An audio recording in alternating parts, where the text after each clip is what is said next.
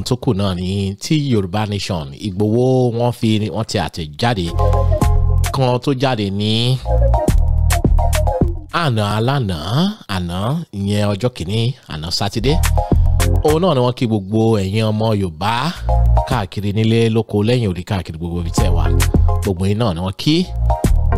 Lẹ́yìn ìgbà tí wọ́n kí wa tán, wọ́n bá pe ààrẹ Muhammadu Buhari. Wọ́n ní kó rántí ibi táwọn ti bẹ̀rẹ̀ ìkéde táwọn ń kéde ńgbà náà ni pé orí ààbò yìí náà ni orí ààbò ohun táwọn ń jà fún nìyẹn. Wọ́n bá rántí báwọn ṣe bẹ̀rẹ̀, báwọn ṣe lọ sí Ìgàngán, táwọn ṣe ń pariwo, táwọn ṣe ń kéde káàkiri lórí ààbò tó mẹ́yẹ. Wọ́n láwọn ò níjà pẹ̀lú ààrẹ Muhammadu Buhari o, kò sí jà o. Àwọn ò níjà pẹ̀lú ààrẹ Muhammadu Buhari. Lédè òyìnbó tí wọ́n kọ wọ́n ní I'm not at war with Muhammadu Buhari. Àbí àwọn gómìnà àbí àwọn olóṣèlú, àwọn ọ̀tọ̀kùlú, kò sí ẹnikẹ́ni tí mo bá níjà o. Ogun ò sí láàrin wa o. Kó bá lè dá nílẹ̀ Yorùbá, kábò bá lè péye nílẹ̀ Yorùbá. Òun náà ni ẹni tí a mọ̀ ní olóyè Sunday Adéyẹmọ, tẹ̀yin olólùfẹ́ rẹ̀ tẹ̀ mọ́ ní Sunday Ìgbòho. Wọ́n láwọn oníjà pẹ̀lú ààrẹ Muhammadu Buhari o àti àwọn gómìnà káàró òjíire o. Ipò ohun táwọn fẹ́ náà ni àlàáfíà fúnlẹ̀ Yorùbá. Ohun táwọn ń jà fún náà nìyẹn. Kété tó ń sọ yẹn tán, inú ìròyìn náà láti wá ń gbọ́ ẹni tó tẹ àtẹ̀jáde yìí tó tẹ̀ jáde. Òun náà ni ẹni tó jẹ́ agbẹjọ́rò fún Yorùbá Nation and Determination àbí agitation. Òun náà ni ẹni tí a mọ̀ sí amòfin Pẹ̀lúmi Ọlájẹ́ngbésì. Ó dà pé títẹ̀ tí wọ́n tẹ̀ jáde kò fẹ́ dùn mọ́ àwọn Yorùbá Nation secessionists, àwọn tó fẹ́ gba òmìnira àwọn agitators.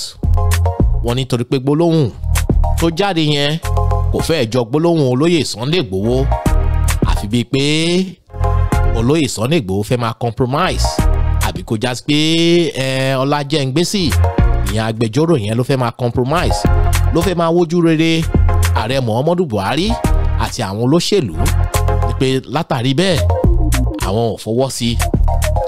Kété náà ni a gbọ́ Ọlájẹ́ngbésì bá jáde, ó lóun ò ṣojú mọ́, òun ò ń ṣe agbẹjọ́rò fún Yorùbá Nation mọ́, òun ti jáwọ́ torí pé òun ò wà nínú àwọn tó ń jìjàgbara fún Yorùbá Nation. Clienti tó já pé oníbàárà lẹ jẹ́ sóhun tí náà ò bá dẹ̀ wọ̀ kó ń kálukú máa lọ́n lọ tiẹ̀. Òun ti jáwọ́ o, òun bá yín lọ́wọ́ sí à ń ṣojú à ń ṣẹ̀yìn fún yín nílé ẹjọ́ mọ́. Ọlájẹ́ngbésì náà ló ṣẹlẹ̀ lẹ́yìn ìgbà tí wọ́n ti àtẹ̀jáde lánàá sátidé nílẹ̀ Nàìjíríà pé Sunday Ìgbòho ó ń kí gbogbo ọmọ káàró òjíire.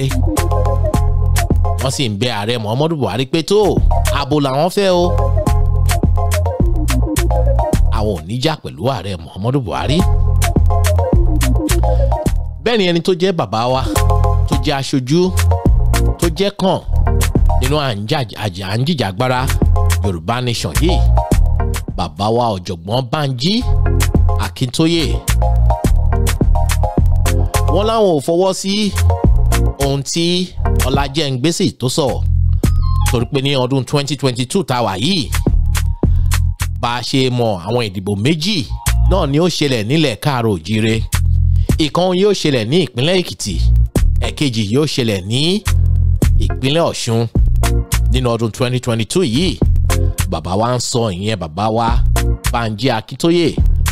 Wọ́n ní ìdìbò gómìnà àti House of Assembly tó fẹ́ ṣẹlẹ̀ ní ọdún 2022 kò ní ṣẹlẹ̀, kò ní wáyé nílẹ̀ Yorùbá torí pé kó tiẹ̀ tó dìgbà náà Yorùbá Nation yóò ti wáyé o, yóò ti wáyé, àwọn ti gba òmìnira. Wọ́n sì wá ń fi àǹfààní wọ́n fi ń kí gbogbo ẹ̀yin agitators, gbogbo ẹ̀yin ọmọ Yorùbá nílé lóko lẹ́yìn òdi. Wọ́n ní tó ibi tá à ń lọ kò jíán àmọ́ ibi tá à ń yà náà ló pọ̀. Àwọ̀ lè wà láàrin wa. Wọ́n ní àwọn tó ní òye wọn ò ní máa wo àwọ̀ tó wà láàrin gbogbo àwọn agitators. Nípa ohun tó dá wọn lójú náà ni pé èròǹgbà kan náà làwọn ní gbogbo àwọn ní gbogbo ẹgbẹ́ lẹ́gbẹ́lẹ́gbẹ́ ọmọ Yorùbá ní pé èròǹgbà kan náà ní àwọn ní èròǹgbà àwọn náà ni pé ká gbalẹ̀ Yorùbá ọ̀nà tó ń kálukú wa fẹ́ tọ̀ ó lè yàtọ̀ o àmọ́ síbẹ̀síbẹ̀ èrò wa àtúntà fẹ́ nǹkan kan náà ni wọ́n ní tó nínú gbogbo àwọn nǹkan táwọn ṣe tó jẹ́ ohun pàtàkì fún ọmọ káàárọ̀ òjíire tí àlàáfíà ó fi jọba wọ́n ní wọ́n ti ṣe áàpù tuntun áàpù náà wọ́n ń pè ní pàjáwìrì wọ́n ní kẹ́ lọ download ẹ̀ wọ́n san fún wa àmọ́ bá wọn kéde níbi ìròyìn kíkà náà ni pé áàpù pàjáwìrì wọ́n ti ṣe jáde ní ọdún 2021 tẹ̀ ní àǹfààní láti máa kéde ohun tẹ́ bá rí tó bá kù díẹ̀ káàtó ẹ máa fi sórí áàpù náà tó bá jẹ́ lórí ààbò ni bóyá ẹ rí Fúlàní kan tó ń ṣe kétékété ẹ fi sórí áàpù ẹ bá fi sórí áàpù gbogbo àwọn àmọ̀tẹ́kùn wa gbogbo wọn náà ni a máa bá ṣiṣẹ́ wọ́n ní Yorùbá Nation no going back Ọlájẹ́ngbésì èyí tó sọ yẹn àtẹ̀jáde tó tẹ̀ yẹn kì í ṣe tiwa kì í ṣe ti Sunday Ìgbòho wọ́n ní kẹ́ tó fọkàn balẹ̀ o láìpẹ́ láì jìnà nínú ọdún 2022 yìí wọ́n ní olóyè Májàsọ́lá Sunday Ìgbòho Babadami wọ́n ní yóò gbọ́ òmìnira láìpẹ́ láì jìnà wọ́n ní kẹ́ máa fojú sọ́nà láìpẹ́ láì jìnà wọ́n gba òmìnira wọ́n kúrò nínú àhámọ́ tán wà àwọn náà bọ́ síta gbangba láti máa tẹ̀síwájú bẹ́ẹ̀ ni ohun tuntun kan tí ń fi máa ká ẹsẹ̀ ìròyìn nírọ̀lẹ́ tèmi ẹni tó jẹ́ aṣojú ṣòfin nígbà kan sàmọ̀ sí Abdulmumin Jibrin ó kéde lánàá sátidé torípò jẹ́ kan nínú àwọn tí wọ́n ń ṣe ìkéde ìbò fún Jagaban Bọ́lá Ahmed Tinubu ó wà nínú Bọ́lá Ahmed Tinubu Support Group Council wọ́n ní láìpẹ́ láì jìnnà olóyè Bọ́lá Ahmed Tinubu wọ́n jáde láti kéde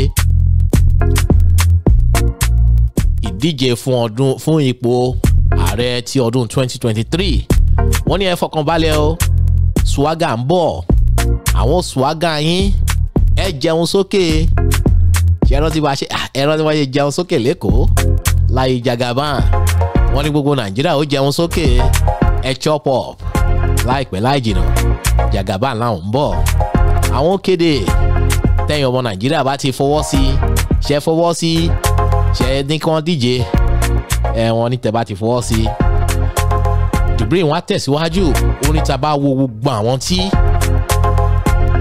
wọ́n fẹ́ díje ààrẹ ní ọdún 2023 ẹnìkan ta lè tọ́ka sí pé kò ní ẹlẹ́yàmẹ̀yà nínú ìwà rẹ̀ nínú ìṣesí rẹ̀ wọ́n ní Bọ́lá Ahmed Tinubu ni ẹni tó ń bára alé ṣe ẹni tó ń bálejò ṣe pàápàá jùlọ iṣẹ́ tó ń gbé ṣe nínú ẹgbẹ́ APC kì í ṣe kékeré gbogbo àwọn làwọn mọ̀ nípa torí ẹni tí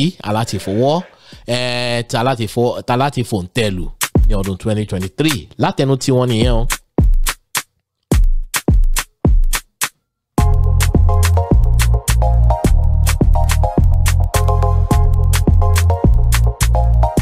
ẹnìkan ní Jimoh Ajani ìròyìn mò ń káàkiri mi ká ó ní mo ti ń rí fake news kọ́ ìwọ́dọ̀ bọ́ sórí orí bí tó bá ti mú news kẹ́yìn náà mú ẹnìkan náà jáde ó ní Tinubu is the key Michael Anderson àti ẹ̀mí tí bọ̀bọ̀ yìí ń ṣe òun náà ni ó jáde ó dà pé móòlù ní arákùnrin yẹn tẹ́ bá ti rí ó ya ẹ lé kúrò bẹ́ẹ̀ àmì tó ń ṣe àti dààmú ṣé Yorùbá Nation ni ẹ́ àbí màdàrú ni ẹ́ èké tó bá jẹ́ ẹ̀jẹ̀ ajáwọ́ kan ṣe dáadáa kò jù bẹ́ẹ̀ lọ nírọ̀lẹ́ tì ní oníyan ṣe ọlọ́kà ṣe gbogbo wa náà ni a kí.